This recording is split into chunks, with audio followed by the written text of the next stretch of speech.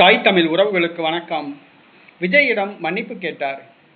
விஜயிடம் மன்னிப்பு கேட்டார் என்ற தலைப்பில் இந்த காணொளியை நாம் காண்கிறோம்.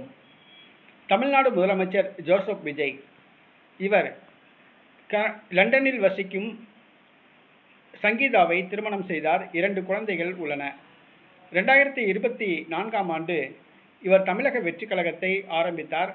2026 சட்டசபை தேர்தலை சந்திப்பதற்கு முன்பாக ஒரு சில மாதங்களுக்கு முன்பாக விஜய் மனைவி சங்கீதா செங்கல்பட்டு நீதிமன்றத்தில் வாகரத்து வழக்கு தொடுத்தார். 3 பிரிவுகளின் கீழ் வழக்கு தொடுத்தார்.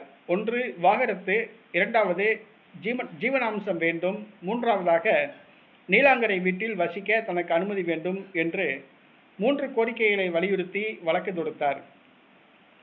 வழக்கு விசாரணை நடைபெற்று கொண்டிருக்கும் போது தேர்தல் நடைபெற்றது. ஜோசப் விஜய் தமிழக முதலமைச்சராக பதவியேற்று விட்டார்.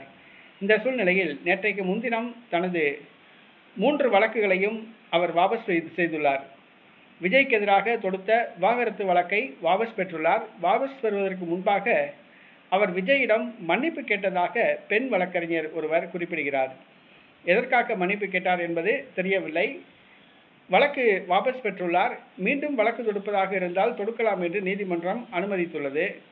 தற்பொழுது வழக்கை வாபஸ் வாங்கிய சங்கீதா விஜயுடன் இணைந்து வாழப்போகிறாரா அல்லது பணம் மற்றும் செட்டில்மெண்ட் வாங்கி கொண்டு தனித்து வாழப்போகிறாரா என்பது தெரியவில்லை.